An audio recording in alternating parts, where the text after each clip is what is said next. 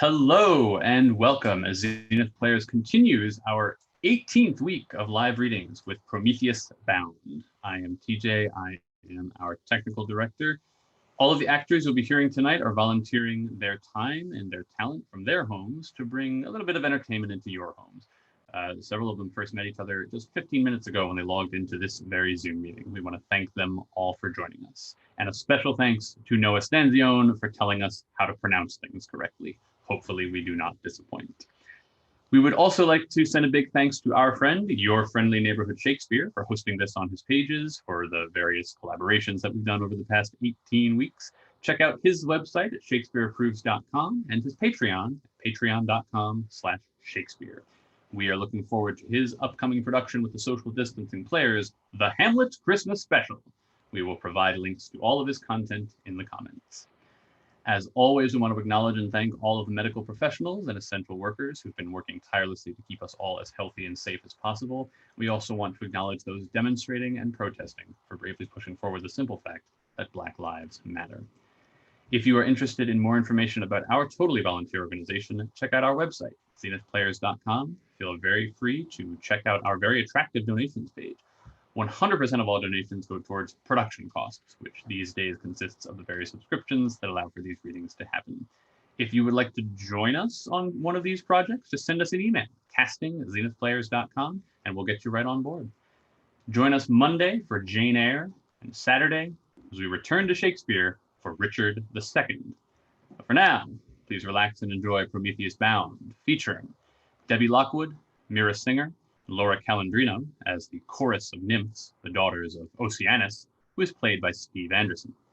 Hermes will be played by Noah Stanzione, Io by Emily Durango, Hephaestus by Andrew Gellos, Strength by Shakira Searle, and Marina Cole as Prometheus Bound.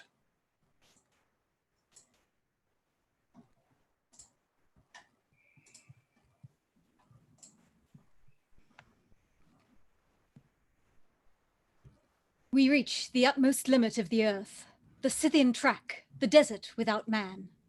And now, Hephaestus, thou must needs fulfill the mandate of our father, and with links indissoluble of adamantine chains, fasten against this beetling precipice this guilty god, because he filched away thine own bright flower, the glory of plastic fire, and gifted mortals with it.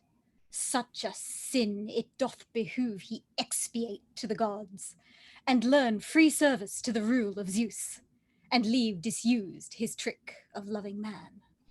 O strength and force, for you our Zeus's will presents a deed for doing. No more, but I lack your daring, up this storm-rent chasm to fix with violent hands a kindred god, howbeit necessary compels me so that I must dare it, and our Zeus commands with word as heavy as bolts inevitable. O lofty son of Themis, who is sage, thee loft, I loft, must rivet fast in chains against this rocky height, unclomb by man, where never human voice nor face shall find out thee, who lovest them, where thy beauty's flower, scorched in the sun's clear heat, shall fade away, and night come up with garniture of stars to comfort thee with shadow, and the sun disperse with ricket beams the morning frosts, and through all changes sense of present woe shall vex thee sore, because with none of them there comes a hand to free. Such fruit is plucked from love of man, for in that thou, a god, didst brave the wrath of gods and give way undue respect to mortals for that crime, thou art adjudged to guard this joyless rock, erect, unslumbering, bending not the knee, and many cry an unavailing moan to utter on the air, for Zeus is stern, and new-made kings are cruel. Be it so. Why loiter in vain pity? Why not hate a god the gods hate? one who betrayed thy glory unto men. An awful thing is kinship joined to friendship. Grant it be. Is disobedience to the Father's word a possible thing? Dost quail not more for that? Thou at least art a stern one, ever bold. Why, if I wept, it were no remedy. And do not thou spend labour on the air to bootless uses. Cursed handicraft, I curse and hate thee, O my craft. Why hate thy craft, most plainly innocent of all these pending ills? I would some other hand were here at work. All work hath its pain, except to rule the gods. There is none free, except King Zeus. I know it very well. I argue not against it. Why not then make haste, and bind the fetters over him, lest Zeus behold thee lagging? Here be the chains. Zeus may behold these. Seize him, strike amain, strike with the hammer on each side his bands, rivet him to the rock. The work is done, and thoroughly done. Still faster grapple him, wedge him in deeper, leave no inch to stir. He's terrible for finding a way out where others could not. Here's an arm at least, grappled past freeing. Now then, clench along the other strongly. Let the sophist learn he's duller than our Zeus. Oh, none but he accuse me justly. Now straight through the chest, take him and bite him with the clenching tooth of the adamantine wedge and rivet him. Alas, Prometheus, what thou sufferest here I sorrow over. Dost thou shrink again, and breathe groans for the enemies of Zeus? Beware, lest thine own pity find thee out. Thou dost behold a spectacle that turns the sight, the eyes to pity. I behold a sinner suffer his sin's penalty, but lash the thongs about his sides. So much I must do, urge no further than I must. Aye, but I will urge, and with shout on shout will hound thee at this quarry. Get thee down and ring amain the iron round his legs. That work was not long doing. Heavenly now, let fall the strokes upon the perforant gyves, for he who rates the work has a heavy hand. Thy speech is savage as thy shape. Be thou gentle and tender, but revile not me for the firm will and the untruckling hate. Let us go. He is nettled round with chains. Here now, taunt on, and having spoiled the gods of honours, crown withal thy mortal men who live a whole day out. Why, how could they draw off from thee one single of thy griefs? Methinks the demons gave thee a wrong name, Prometheus, which means providence, because thou dost thyself require a providence to escape the crushing of this rolling doom.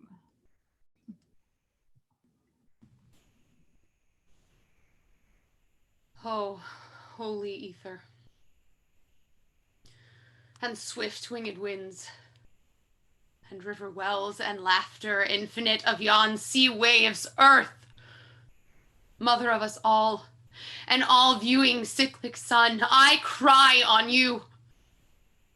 Behold me, a god.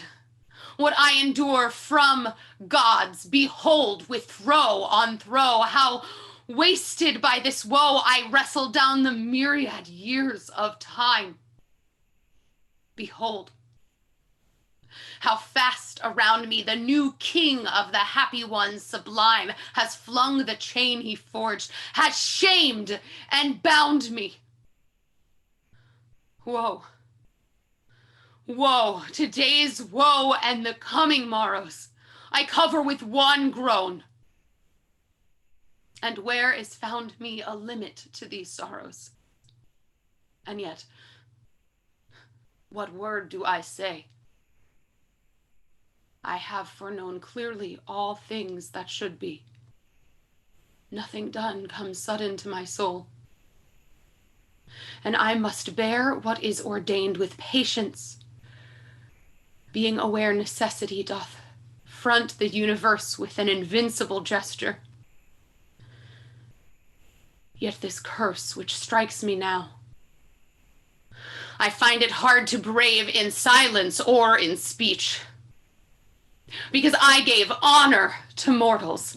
I have yoked my soul to this compelling fate, because I stole the secret fount of fire, whose bubbles went o'er the fernal's brim, and manward sent arts, mighty means, and perfect rudiment. That sin I expiate in this agony, hung here in fetters, 'neath the blanching sky. Ah me, what a sound! What a fragrance sweeps up from a pinion unseen of a god or a mortal, or nature between, sweeping up to this rock where the earth has her bound, to have sight of my pangs, or some curtain obtain. Lo! A god in the anguish, a god in the chain. The god Zeus hath sore, and his gods hate again, as many as tread on his glorified floor, because I loved mortals too much, evermore. Alas me, what a murmur and motion I hear as birds flying near, and the air undersings the soft stroke of their wings, and all life that approaches I wait for in fear. Fear nothing. Our troop floats lovingly up with a quick oaring stroke of wings steered to the rock, having softened the soul of our Father below. For the gales of swift bearing have sent me a sound, and the clank of the iron, the malleted blow, smote down the profound of my caverns of old, and struck the red light in a blush from my brow, till I sprang up unsandaled, in haste to behold, and rushed forth on my chariot of wings manifold. Alas me, ye offspring of Tethys, who bore at her breast many children, and eke of Oceanus, he who coils around earth with perpetual unrest. Behold me, and see how transfixed with the fang of a fetter I hang on the high jutting rocks of this fissure, and keep an uncoveted watch o'er the world and the deep. I behold thee, Prometheus, yet now, a terrible cloud whose rain is tears sweeps over mine eyes, that witness how thy body appears, hung a waste on the rocks by infrangible chains. For new is the hand and the rudder that steers the ship of Olympus through surge and wind, and of old things past no track is behind. Under earth, under Hades, where the home of the shade is, all into the deep, deep Tartarus, I would he had hurled me adown. I would he had plunged me fastened thus in the knotted chain, with the savage clang, all into the dark, where there should be none, neither God nor another, to laugh and see. But now the winds sing through and shake the hurdle chains wherein I hang, and I, in my naked sorrows, make much mirth for my enemy. Nay, who of gods hath a heart so stern as to use thy woe for root of mirth? Who would not turn more mild to learn thy sorrows? Who of the heaven and earth save Zeus?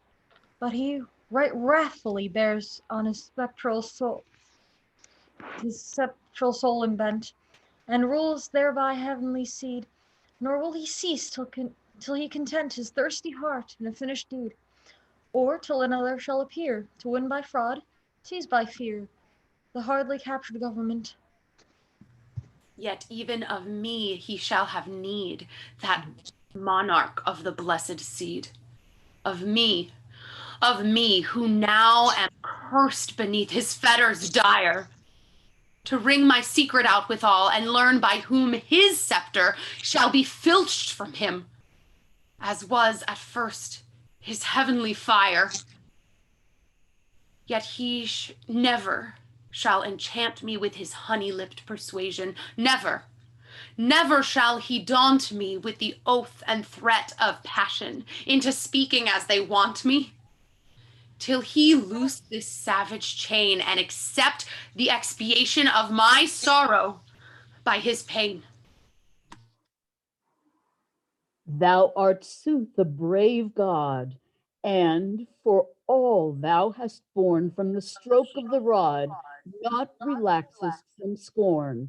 But thou speakest unto me too free and unworn, and a terror strikes through me and festers my soul, and I fear in the roll of the storm for thy fate in the ship far from shore, since the son of Saturnius is hard in his hate and unmoved in his heart evermore.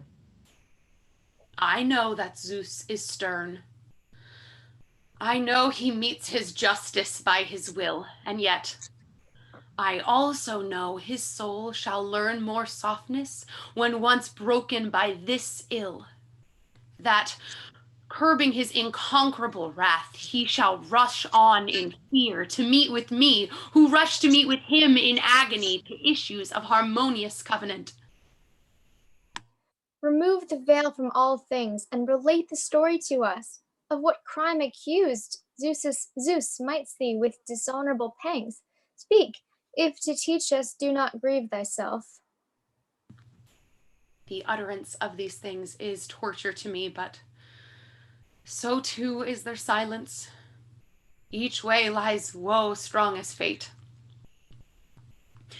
When gods began with wrath, and war rose up between their starry brows, some choosing to cast Kronos from his throne, that Zeus might king it there, and some in haste with opposite oaths that they would have no Zeus to rule the gods forever, I, who brought the counsel I thought meetest, could not move the Titans, children of the heaven and earth, because disdaining in their rugged souls my subtle machinations, they assumed it was an easy thing for force to take the mastery of fate.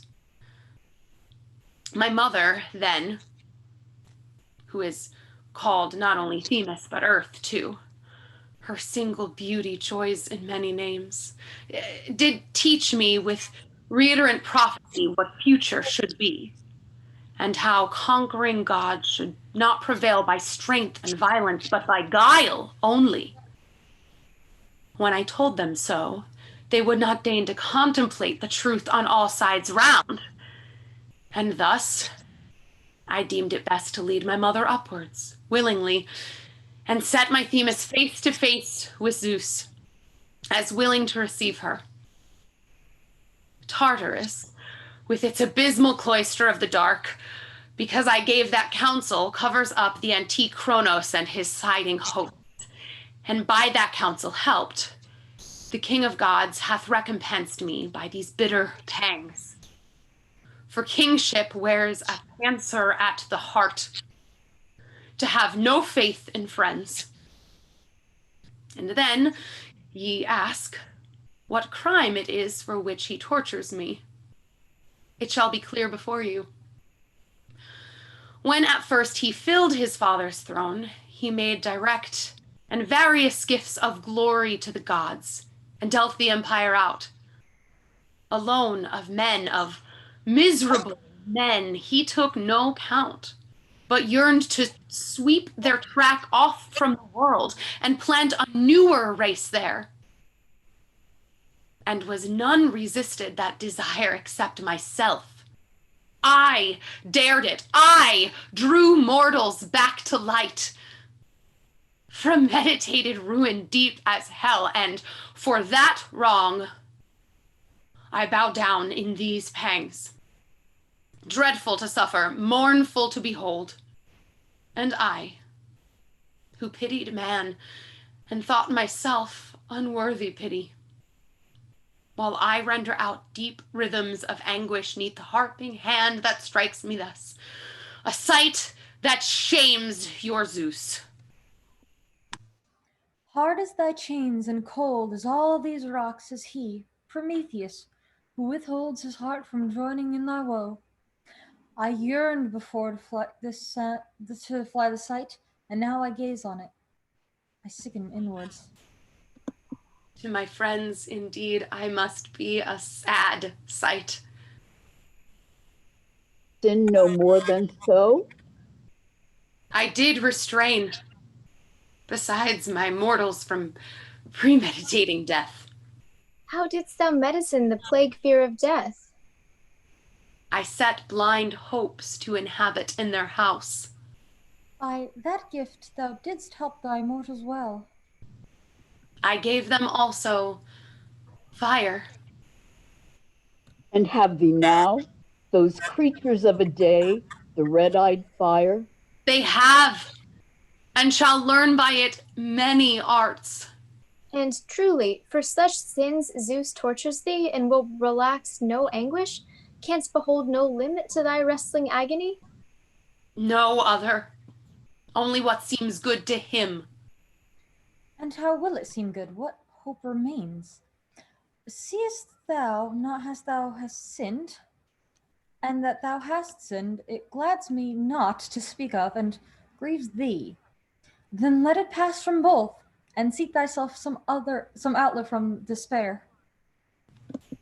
It is in truth an easy thing to stand aloof from pain and lavish exhortation and advice on one vexed sorely by it. I have seen all in prevision. By my choice, I freely sinned. I will confess my sin, and helping mortals found mine own despair. I did not think, indeed, that I should pine beneath such pangs against such skiey rocks, doomed to this drear hill and no neighboring of any life. But mourn not ye for griefs I bear today. Drop rather to the plain and hear how other woes creep on to me, and learn the consummation of my doom. Beseech you, nymphs, beseech you, grieve for me who now am grieving. For grief walks the earth and sits down at the foot of each by turns. We hear the deep dash of thy words, Prometheus, and obey. And I spring with a rapid foot away from the rushing car and the holy air, the track of birds. And I drop to the rugged ground, and there await the tale of thy despair. I reached the bourne of my weary road, where I could see and answer thee, Prometheus, in thine agony. On the back of the quick-winded bird I glode, and I bridled him in with the will of a god. And know, thy sorrows ache in me, constrained by the force of kin. Nay, though that tie were all undone, for the life of none beneath the sun would I seek a larger benison than I seek for thee. And thou shalt learn my words are truth, that no fair parlance of the mouth grows falsely out of mine. Then give me a deed to prove my faith, for no faster friend is named in breath than I, Oceanus, am thine. Ha! What has brought thee? Hast thou also come to look upon my woe? How hast thou dared to leave the depths called after thee, the cave self-hewn and self-roofed with spontaneous rock, to visit earth, the mother of my chain? Hast come indeed to view my doom and mourn that I should sorrow thus? Gaze on, and see how I, the fast friend of your Zeus, how I, the erector of the empire in his hand, am bent beneath that hand in this despair. Prometheus, I behold, and I would fain exhort thee, though already subtle enough, to a better wisdom. know thyself, and take new softness to thy manners, since a new king rules the gods. If words like these, harsh words and sharp ones, thou wilt fling abroad, Zeus, haply, though he sits so far and high, may hear thee do it. And so this wrath of his, which now affects thee fiercely, shall appear a mere child's sport at vengeance. Wretched God, rather dismiss the passion which thou hast, and seek a change from grief. Perhaps I seem to address thee with old saws and outworn sense, yet such a curse, Prometheus, waits indeed on lips that speak too proudly. Nevertheless, thou dost not grow the meeker, nor dost yield to evil rule the sooner, yearning still to swell the account of grief with other griefs than what are born. Beseech thee, use me then for counsel. Do not spur against the pricks, seeing that who reigns by cruelty and not by right. Now I go from hence, and will endeavor, if a power of mine can break thy fetters through. For thee, be calm, and smooth thy words from passion. Knowest thou not of perfect knowledge, thou who knowest too much, that where the tongue wags, ruin never lags? I gratulate thee, who hast shared and dared all things with me, except their penalty. But now cease. Leave these thoughts. It cannot be that thou shouldst move him. He may not be moved. And thou, beware lest this way thou meet woe. Ever thou wert more wise for others' use than for thine own. The event, and not the word, attests it to me. Yet where now I rush, thy wisdom hath no power to drag me back, because I glory in this aim, to win for thee deliverance from thy pangs, as a free gift from Zeus. Why, there again I give thee gratulation and applause. Thou lackest no goodwill. But as for deeds, do not. 'Twere all done vainly, helping not whatever thou wouldst do. Rather take rest and keep thyself from evil. If I grieve, I do not therefore wish to multiply the griefs of others. Verily not so. For still my brother's doom doth vex my soul, my brother Atlas, standing in the west, shouldering the column of the heaven and earth, meet burden for a giant. And I have seen and pitied as I saw the earthborn one, the habitant of old Cilician caves, the great war monster of the 100 heads, all taken and bowed beneath the violent hand, Typhon the fierce, who did resist the gods, and hissing slaughter from his dreadful jaws did flash out from his eyes, a glory askance, as if to storm the throne of Zeus. But so the sleepless arrow of Zeus flew straight to him, the headlong bolt of thunder breathing flame, and struck him downward from his eminence of boastful exaltation. Through the soul it struck him mainly, and his strength was shrunk to ashes, thunder blasted.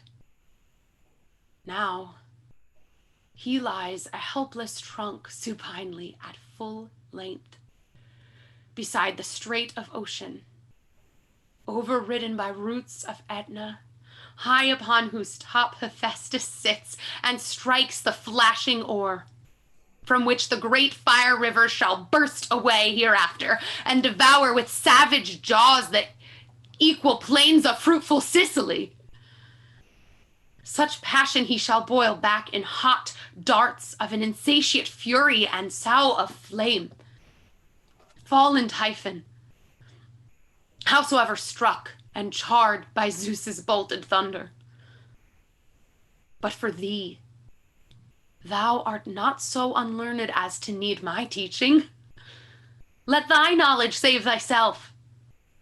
I quaff the full cup of present doom, and wait till Zeus's soul hath quenched its wrath. Hast thou no knowledge then of this, Prometheus, that words do medicine anger? If the word with seasonable softness touch the heart, and Where the soul is ulcerous, sear it not with any rudeness. With a noble aim to dare as nobly, is there harm in that? Dost thou discern it? Teach me. I discern an empty wish and unresultive work. And let me bear the harm of punishment, since it most profits that the truly wise should seem not wise at all. And this will seem a crime of mine. In truth, thine argument sends me back home. Because thy grief for me might cast thee down to hate. The hate of him who sits a new king on the general throne? Beware of him, lest thine heart grieve by him. Thy doom, Prometheus, be my teacher. Go, depart. Beware and keep the mind thou hast. Thy words drive after as I rush before. Lo, my four-footed bird sweeps smooth and wide the flats of air with balanced pinions, glad to bend his knee at home in the ocean stall.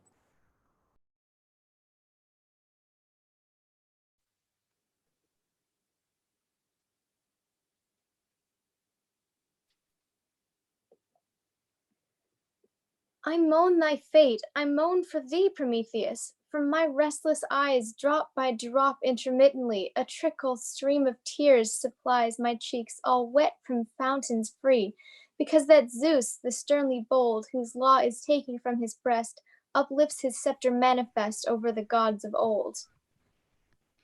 Oh, the land is moaning with a murmured plaint today. All the mortal nations having habitations near the holy Asia are a dirge intoning for thine honor and thy brothers, once majestic beyond others, and the old belief now are groaning in the groaning of the deep-voiced grief. Mourn the virgins, habitant of the Colchian land, who with white, calm bosoms stand in the battle's roar.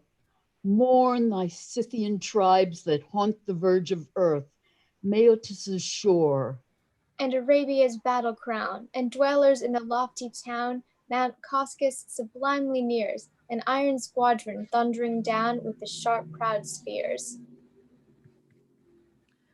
But one other before have I seen to remain, by invincible pain, bound and vanquished, one Titan.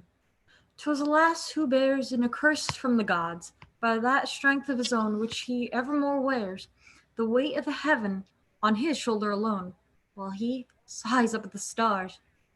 And the ocean tides bellow, in bursting their bars, murmurs stir the profound, and black Hades roars up through the chasm of the ground, and the founts of the pure running rivers moan low in the pathos of woe.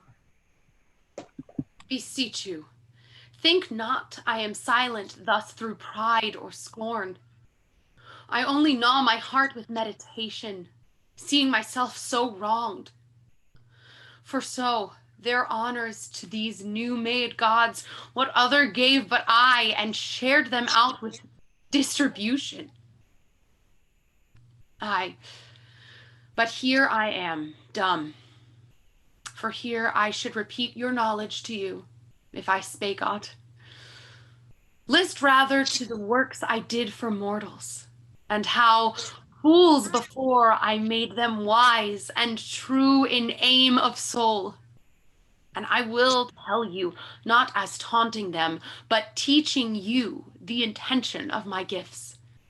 How, first beholding, they beheld in vain, and hearing heard not, but, like shapes in dreams, mixed all things wildly down the tedious time, nor knew to build a house against the sun, with wicketed sides, nor any woodwork knew, but lived like silly ants beneath the ground in hollowed caves unsunned. There came to them no steadfast sign of winter, nor of spring flower perfumed, nor of autumn full of fruit.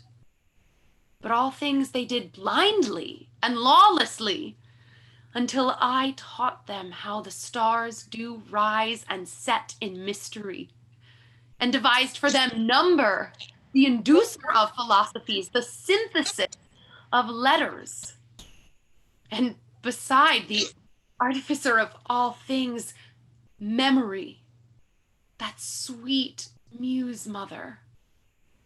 I was first to yoke the servile beasts in couples, carrying an heirdom of man's burdens on their backs. I joined to chariot steeds that love the bit they champ at, the chief pomp of golden ease. And no one else but I achieved beside the seamen's chariots wandering on the brine with linen wings. And I, oh, miserable, who did devise for mortals all these arts, have no device left now to save myself from the woe I suffer. Very shameful woe thou sufferest, and dost stagger from the sense bewildered. Like a bad leech falling sick, thou'rt faint at heart, and canst not find the drugs required to save thyself. Hearken the rest, and marvel further. What more arts and means I did invent, this greatest. If a man fell sick, there was no cure, nor esculent, nor chrism, nor liquid, but for lack of drugs, men pined and wasted, till I showed to them those mixtures of emollient remedies whereby they might be rescued from disease. I fixed the various rules of mantic art, discerned the vision from the common dream, and made them wise in vocal auguries, hard to interpret and defined as plain the wayside omens. Flights of crook-clawed birds showed which are by their nature fortunate and which not so, and what the food of each, and what the hates, affections, social needs of all to one another, and what sign of visceral lightness, colored to a shade, may charm the genial gods, and what fair spots commend the lung and liver, burning so, the limbs encased in fat, and the long chine I led my mortals on to an art abstruse, and cleared their eyes to the image of fire, ernst filmed in dark. Enough said now of this. And for those helps of man hid underground, the iron and the brass and silver and gold, can any dare say that he found them out before me? None I know, unless he choose to vaunt a vain life. Learn the whole in brief, that all arts came to mortals from Prometheus. Give mortals no unseasonable help, neglecting thine own sorrow. Since, for me, I have hoped to see thee break these fetters still, and stand up strong as Zeus. This ends not thus. The oracular fate ordains. I must be bowed by infinite woes and pangs to escape this chain. Necessity is stronger than mine art. Who holds the helm of that necessity? The threefold fates and the unforgetting furies. Is Zeus less absolute than these are? Yes, and therefore cannot fly what is ordained. What is ordained for Zeus, except to be a king forever? 'Tis too early yet for thee to learn it. Ask no more. Perhaps thy sea-route may be holy? Turn thy mind to another matter. It is not time to speak abroad, but to veil utterly in silence still. For by that secret kept, I scape this chain's dishonor and its woe. Never, oh, never may Zeus, the all-giver, wrestle down from his throne in that might of his own to antagonize mine. Never let me delay to bend on my way to the gods of the shrine, where the altar is full of the blood of the bull, near the tossing brine of ocean, my father. Nor my sin be it sped in the word that is said, but my vow be it rather consummated, nor evermore fail. nor evermore pine. 'Tis sweet to have life lengthened out with hopes that are brave by the very doubt, till the spirit swells bold with the joys foretold. But I thrill to behold thee, victim doomed by the countless cares and the drear despairs, lifelong consumed. And all because thou, who art fearless now, with Zeus above, dost overflow for mankind below with a free-souled reverent love. O friend, behold and see, what's all the beauty of humanity? Can it be fair? What's all the strength? Is it strong? And what hope can they bear? These dying livers, living one day long, and seest thou not, my friend, how feeble and slow, and like a dream doth go, this poor blind manhood drifted from its end? And how no mortal wranglings can confuse the harmony of Zeus. I have learned these things from the sorrow in thy face. Another song did drop its wings upon my lips in other days, when round the bath and round the bed, a hymeneal chant instead, I sang for thee and smiled. And thou didst lead with gifts and vows, Haso, my father's child, to be thy wedded spouse. What land is this? What people is here? And who is he who writhes, I see, in the rock-hung chain? Now, what is the crime that hath brought thee to thee pain? And what is the land? Make answer free, which I wander through in my wrong and fear. Me! The gadfly stingeth to agony, and oh, earth, keep off that phantom pale of earth-born Argus. I quail when my soul descries that herdsman with the myriad eyes, which seem, as he comes, one crafty eye. Graveside him not, though he should die, but he doggeth me in my misery from the roots of death. On high, and among the sands of the siding deep, all famine worn, he follows me. On his waxen reeve doth understand the waters round, and giveth a measure that giveth sleep. Woe, woe, woe! Where shall my weary course be done? What wouldst thou with me, Saturn's son? And in what have I sinned that I should go thus yoked to grief by thine hand forever? Dost vex me so, that I madden and shiver stung through with dread? Flash the fire down to burn me, heave the earth up to cover me, or plunge me in the deep and the salt waves over me where the sea beasts may be fed. And, oh, King, do not spurn me in my prayer, for this wandering ever longer, evermore hath overworn me, and I know not on what shore I may rest from my despair. Hearest thou what the ox-horned maiden saith? How could I choose but hearken what she saith?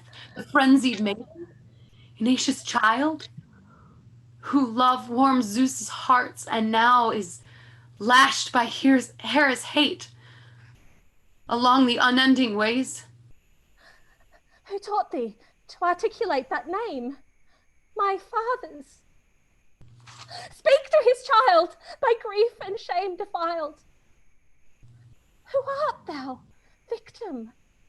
Thou, who dost acclaim mine anguish in true words on the wide air, and callest too by name the curse that came from here unaware to waste and pierce me with the maddening goad. I leap with the pang of the hungry. I bound on the road. I am driven by my doom. I am overcome by the wrath of an enemy strong and deep. Are any of those who tasted pain, alas, as sad as I?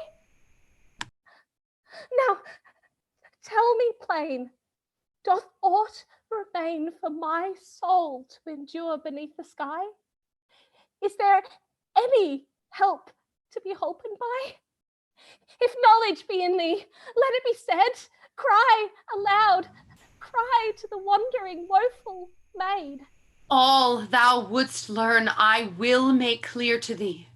No riddle upon my lips, but such straight words as friends should use to each other when they talk.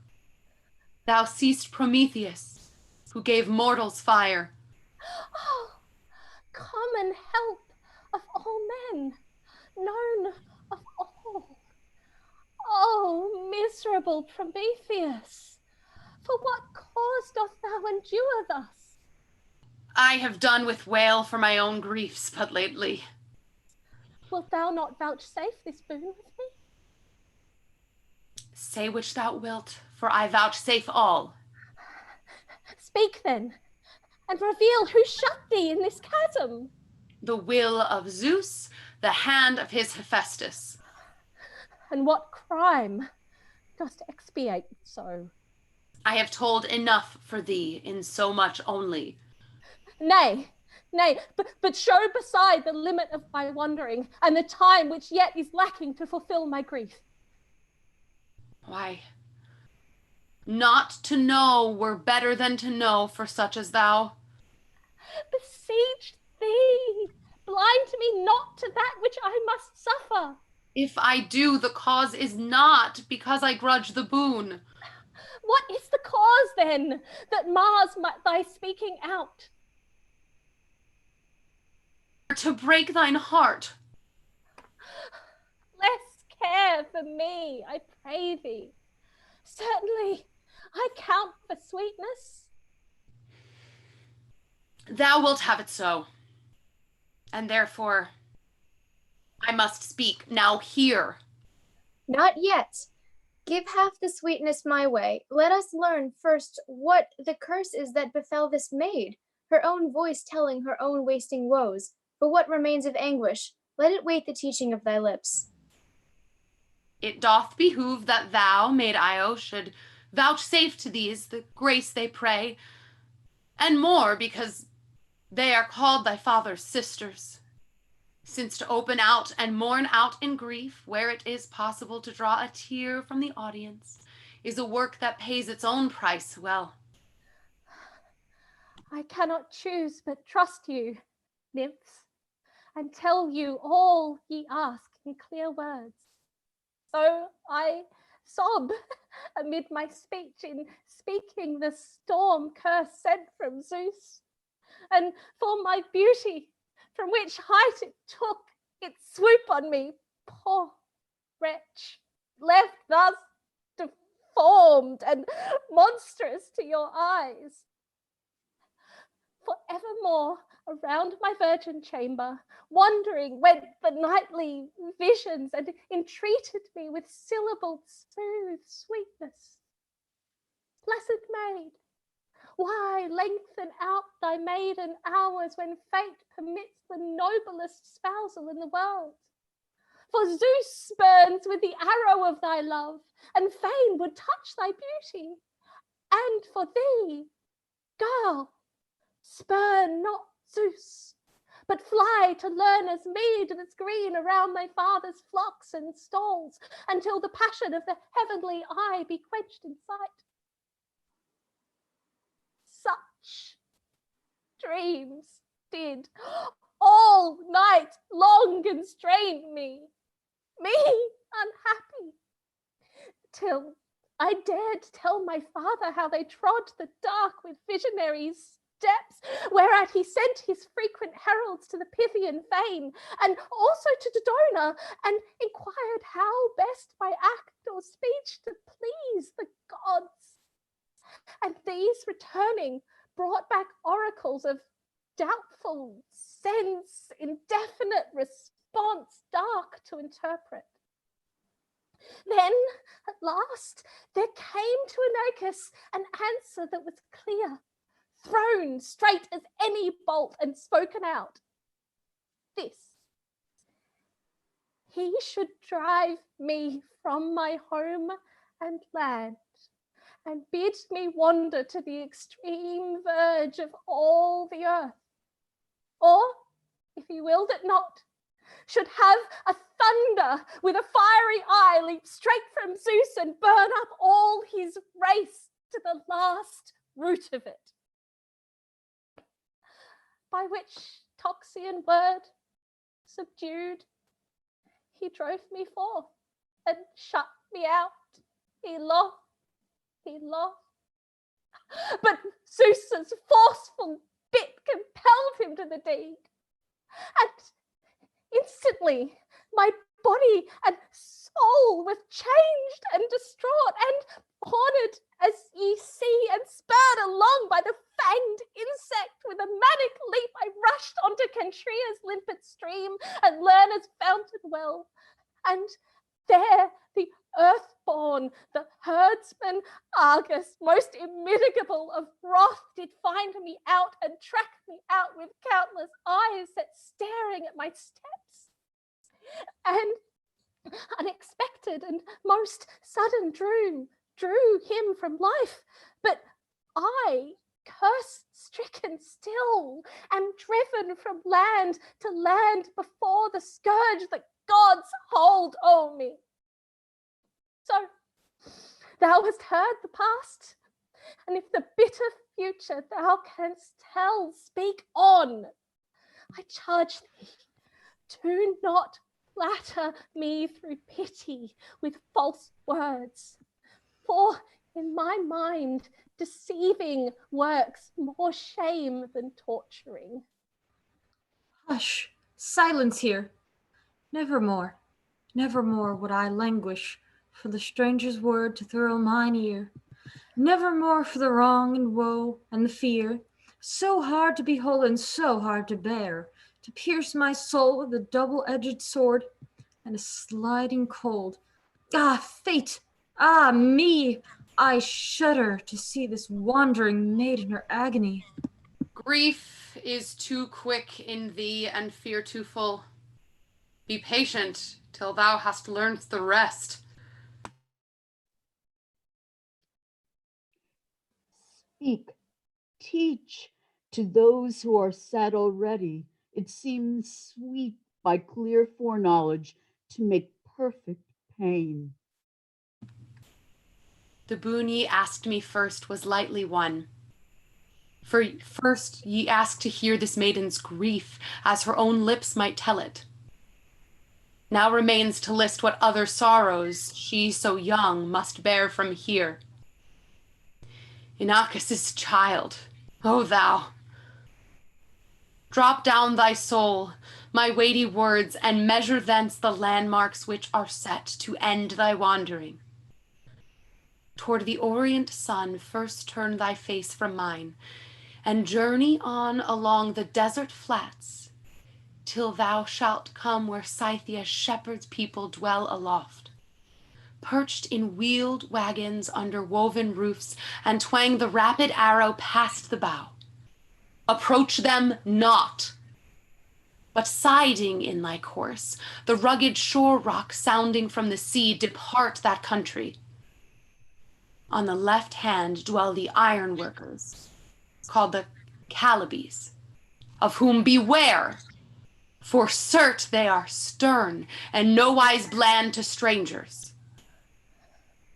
Reaching so the stream Hybrists, well, the scorner called, attempt no passage, it is hard to pass. Or ere thou come to Caucasus itself, that highest of mountains, where the river's strength is jutted from the heights, and thou must climb those mountain tops that neighbor with the stars, and tread the southward way, and near, at last, the Amazonian host that hateth man, who shall inhabit Themyscira, close upon Thermodon, where the sea's rough jaw doth gnash at Salmodessa, and provide a cruel host to seamen and to ships, a stepdame harsh.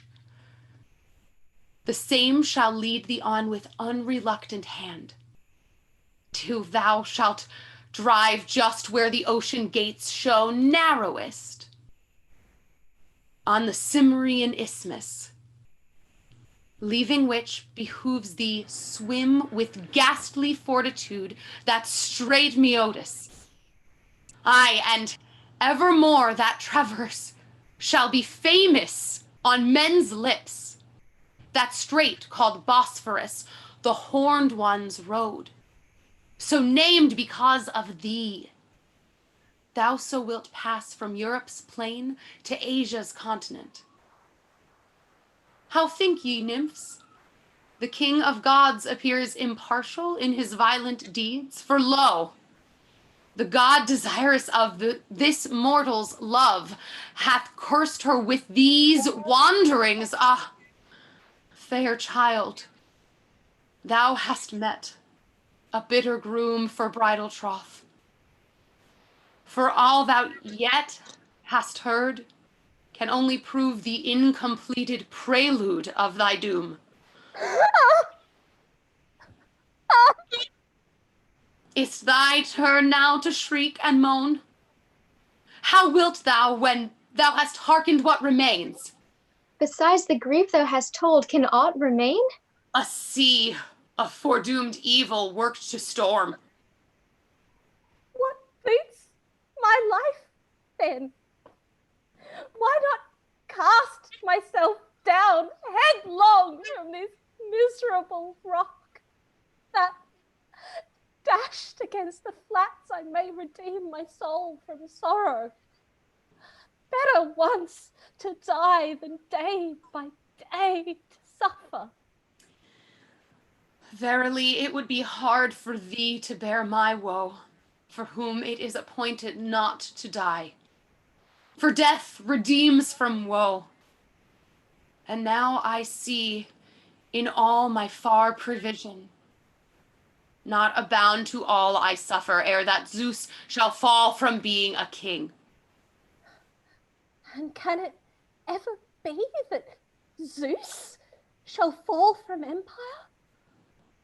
Thou, methinks, wouldst take some joy to see it? Could I choose? I, who endure such pangs now by that Zeus? Learn from me, therefore, that the event shall be. By whom shall his imperial scepter's hand be emptied so? Himself shall not spoil himself, or himself shall spoil himself through his imprudent counsels. How? Declare, unless the word bring evil. He shall wed, and in the marriage bond be joined to grief. A heavenly bride? Or human? Speak it out, if it be utterable. Why should I say which? It ought not to be uttered verily. Then is it his wife shall tear him from his throne? It is his wife shall bear a son to him, more mighty than the father. From this doom hath he no refuge? None, or ere I loosed from these fetters. Yea, but who shall loose thee while Zeus is averse? One who is born of thee. It is ordained so. What is this thou saidst? A son of mine shall loose thee from thy woe? After 10 generations, count 3 more, and find him in the 3rd. The oracle remains obscure. And search it not to learn thine own griefs from it. Point me not to a good, to leave me straight bereaved. I am prepared to grant thee one of 2 things. But which two? Set them before me. Grant me power to choose. I grant it. Choose. if I shall name aloud what griefs remain to wound thee, or what hand shall save me out of mine. Vouchsafe, O God, the one grace of the twain to her who prays, the next to me, and turn back neither prayer dishonored by denial. Thus to her declare the future wandering of her feet. Then point me to the looser of thy chain, because I yearn to know it. Since ye will, of absolute will, this knowledge, I will set no contrary against it, nor keep back a word of all ye ask for. Io, first to thee I must recount thy wandering course far winding. As I tell it, write it down in thy soul's book of memories. When thou hast passed the flowing bound that parts two continents, track on the footsteps of the orient sun in his own fire, across the roar of seas, fly, till thou hast reached the Gorgonian flats beside Scythine.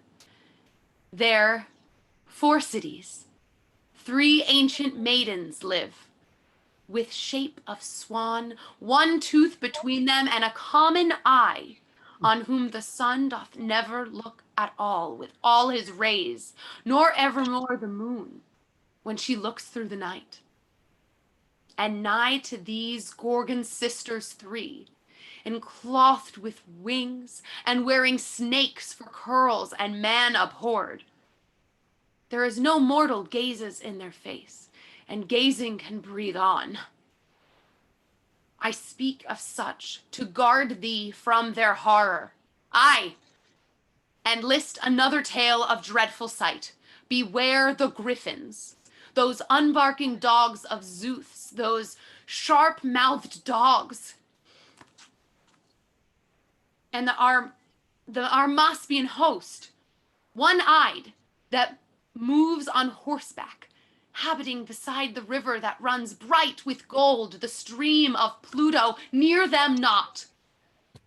Anon thou'lt come to a distant land, a dusky tribe of dwellers at the fountain of the sun, whence flows the river Ethiops. Wind along its banks, and turn off at the cataracts, just as the Nile pours from the Bybline hills, his holy and sweet wave. His course shall guide thine own to that triangular Nile ground where Io is ordained for thee and thine, a distant exile. Have I said in this aught darkly or incompletely? Now repeat the question, make the knowledge full. Behold, I have more leisure here than I covet here. If thou canst tell us aught that's left untold or loosely told of her most dreary flight, declare it straight.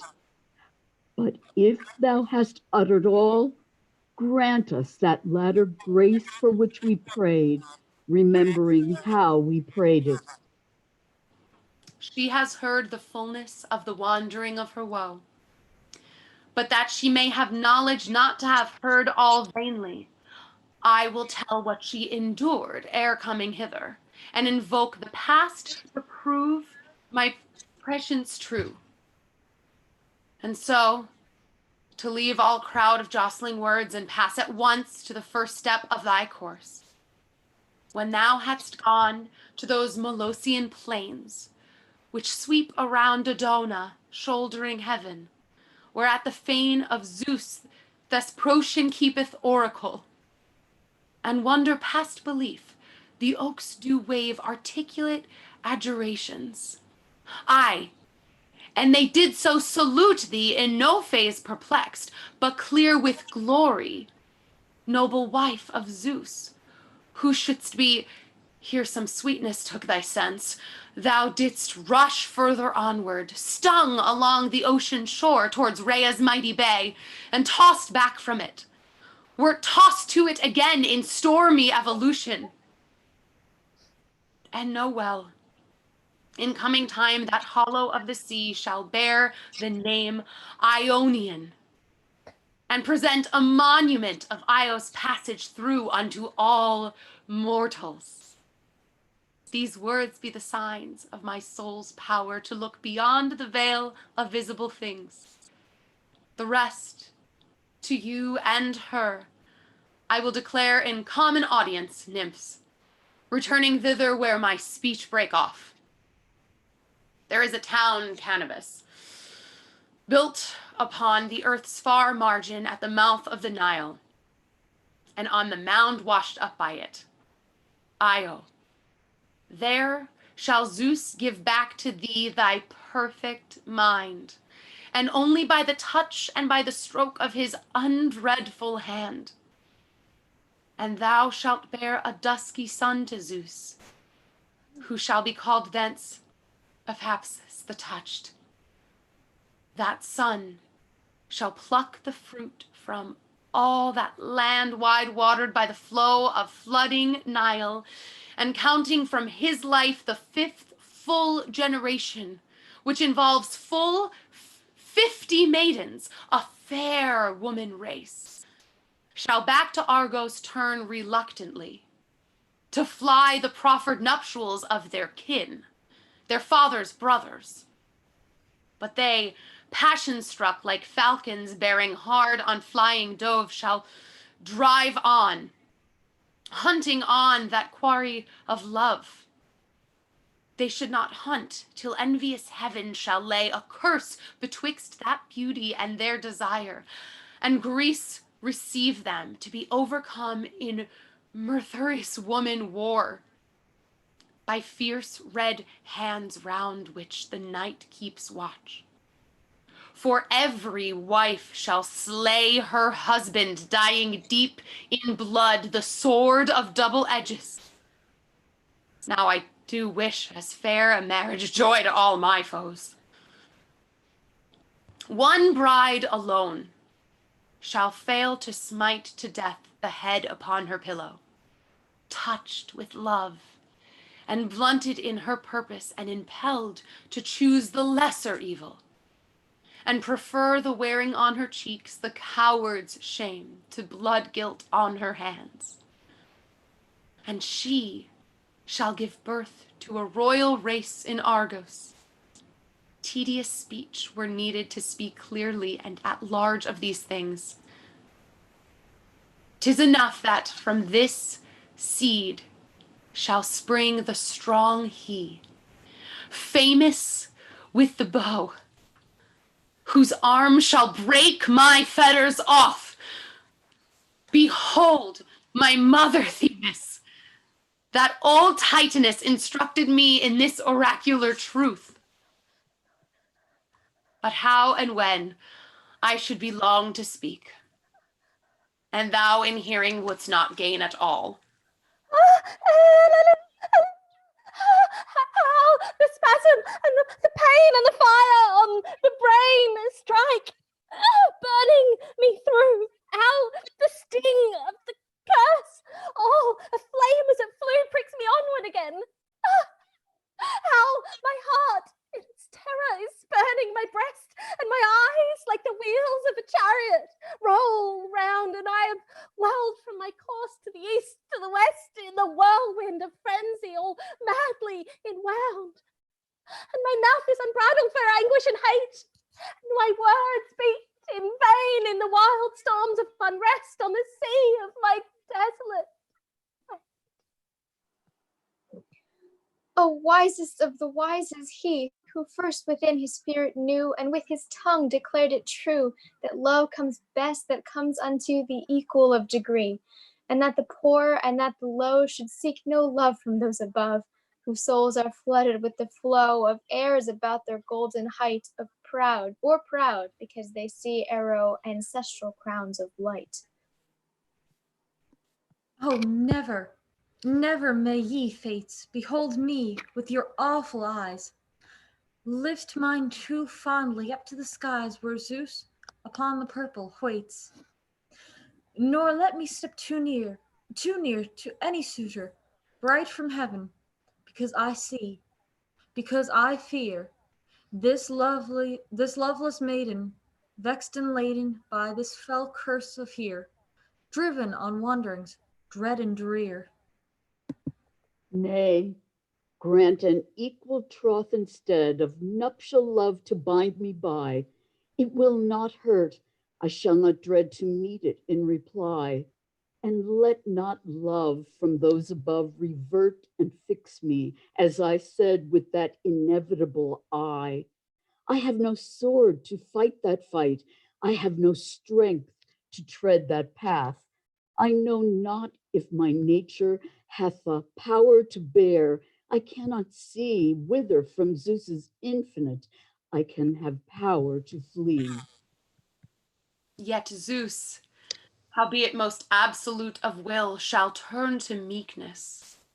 Such a marriage rite he holds in preparation, which anon shall thrust him headlong from his girt seat, and leave no track behind. And so the curse his father Kronos muttered in his fall, as he fell from his ancient throne and cursed, shall be accomplished wholly. No escape from all this ruin shall the filial Zeus have granted to him from one of all his gods, unless I teach it. I, the refuge, know, and I, the means. Now therefore let him sit and brave the imminent doom, and fix his faith on his supernal noises, hurtling on with restless hand the bolt that he breathes out fire. For these things shall not help him, none of them, nor hinder his perdition when he falls to shame, and lower than patience. Such a foe he doth himself prepare against himself. A wonder of unconquerable hate, a new deviser of nobler fire than shines in lightning, and of grander sound than aught the thunder rolls, out thundering it, of power to shatter in Poseidon's first the fist, the trident spear, which, while it plagues the sea, doth shake the shores around it. Aye, and Zeus by this destruction lost shall meet at length the gulf which severs rule from servitude. Thou makest threats for Zeus of thy desires. I tell you, all these things shall be fulfilled, as also I desire them. Must we then look out for one to come, to Master Zeus? These chains weigh lighter than his sorrows shall. How art thou not afraid to speak such words? What should I fear who cannot die? But he can visit thee with dreader woe than death's. Why, let him do it! I am here, prepared for all things and their pangs. The wise are they who reverence Adrestia. Reverence thou, adore thou, flatter thou, whomever reigns, whenever reigning, but for me, your Zeus is less than nothing. Let him act and reign his brief hour out according to his will. He will not, therefore, rule the gods too long. But lo, I see that courier god of Zeus, that new-made menial of the new-crowned king. He doubtless comes to tell us something new. I speak to thee, that sophist speaker down by scorn, that sinner against gods, that referencer of men, that thief of fire. I speak to and adjure thee. Zeus commands thy declaration of what marriage rite is this to move thy vaunt and cause his fall from absolute rule. And do not wrap thy speech in riddles, but speak clearly. Do not cast ambiguous paths, Prometheus, for my feet, since Zeus, thou mayest perceive, is scarcely won to mercy by such means. A speech well-mouthed in the utterance, and full-minded in the sense, as doth befit a servant of the gods. New gods, ye newly reign, and think forsooth ye dwell in towers too high for any dart to take a wound there? Have I not stood by while 2 kings fell from thence? And shall I not behold the third, the same who rules you now, fall, shamed to sudden ruin? Do I seem to tremble and quail before your modern gods? I cast the thought off far. For thee, depart, retread thy steps in haste. To all so asked, I answer nothing. 'Twas this wind of pride that took thee of your full sail upon these rocks. I would not barter, learn thou soothly that, my suffering for thy service. For I hold it is a nobler thing to serve this rock than live in a faithful slave to Father Zeus. And thus on scorners I retort their scorn. It seems that thou dost glory in thy despair. I glory? Would my foes did glory so, and I stood by to see. And naming them, thou art not unremembered. Dost thou charge me also with the blame of any grief? I tell thee, I loathe the universal gods, for who the good I gave them rendered back the ill of their injustice. Thou art mad. I hear thee raving, Titan, at the full.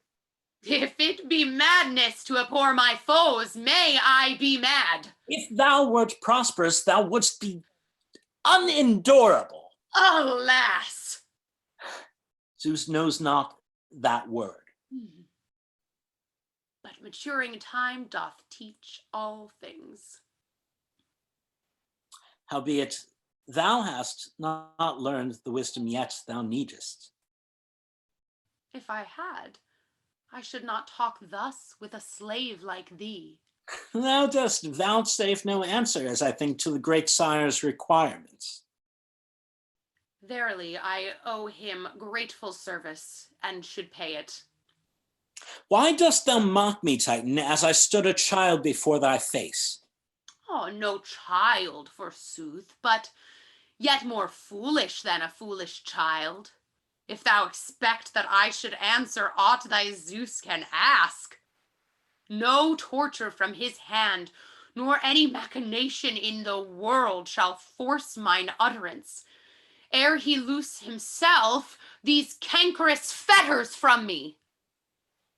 For the rest, let him now hurl his blenching lightnings down, and with his white-winged snows and mutterings deep of subterranean thunders mix all things, confound them in disorder. None of this shall bend my sturdy will, and make me speak the name of his dethroner who shall come. Can this avail thee? Look to it. Long ago it was looked forward to, pre-counseled of. Vain God, take righteous courage, dare for once to apprehend and front thine agonies with a just prudence. Vainly dost thou chafe my soul with exhortation, as the sea goes beating on the rock. Oh, think no more that I, fear-struck by Zeus to a woman's mind, will supplicate him, loathed as he is, with womanly upliftings of my hands to break these chains. Far from me be the thoughts. I have indeed, methinks, said much in vain. For still thy heart, beneath my showers of prayers, lies dry and hard, nay, leaps like a young horse who bites against the new bit in his teeth, and tugs and struggles against the new tried rein, still fiercest in the weakest thing of all, which sophism is, for absolute will alone, when left to its motions in perverted minds, is worse than null for strength. Behold and see, unless my words persuade thee, what a blast and whirlwind of inevitable woe must sweep persuasion through thee. For at first, the Father will split up this jut of rock with the great thunder and the bolted flame, and hide thy body where the hinge of stone shall catch it like an arm. And when thou hast passed a long black time within, thou shalt come out to front the sun, and Zeus's winged hound, the strong carnivorous eagle, shall wheel down to meet thee, self-called to a daily feast, and set his fierce beak in thee, and tear off the long rags of thy flesh, and batten deep upon thy dusky liver. Do not look for any end, moreover, to this curse, or ere some god appear to bear thy pangs on his own head vicarious, and descend with unreluctant step the darks of hell and the deep glooms and ringing Tartarus? Then ponder this. The threat is not a growth of vain invention. It is spoken and meant. For Zeus's mouth is impotent to lie, and doth complete the utterance in the act. So look to it thou, take heed, and never more forget good counsel to indulge self-will.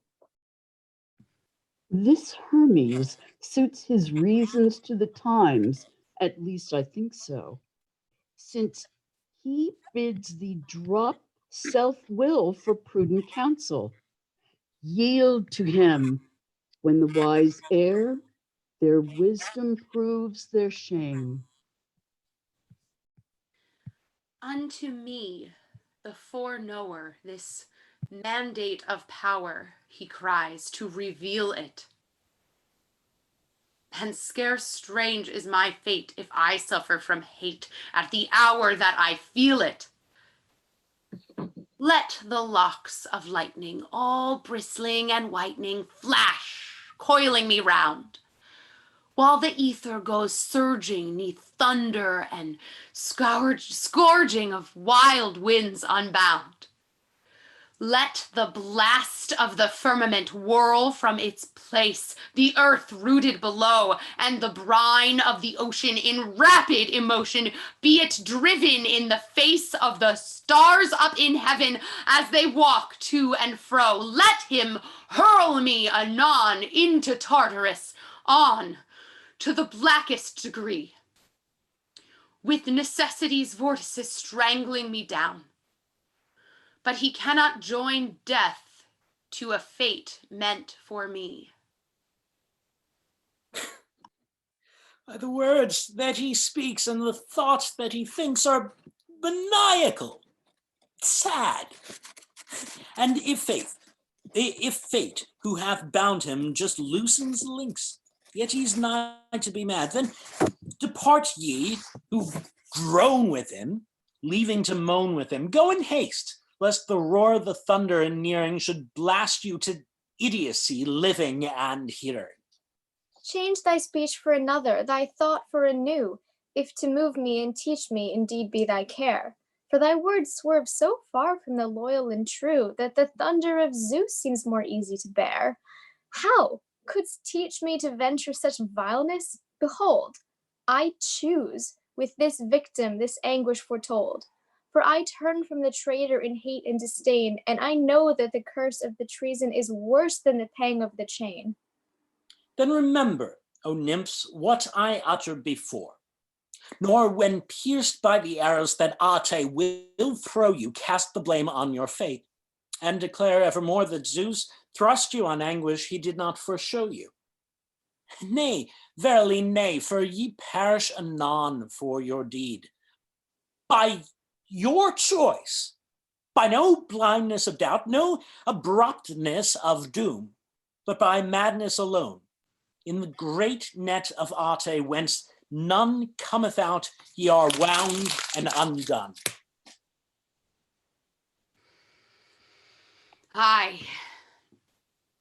In act now, in word now no more, earth is rocking in space. And the thunders crash up with a roar upon roar. And red eddies of lightning flash fires in my face.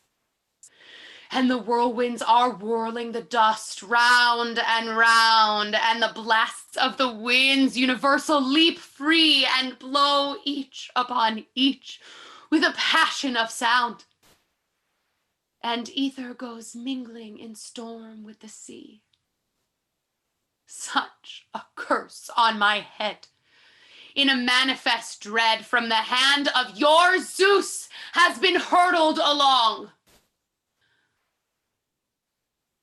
Oh, my mother's fair glory. Oh, ether and ringing all eyes with the sweet common light of thy bringing. Dost thou see how I suffer this wrong?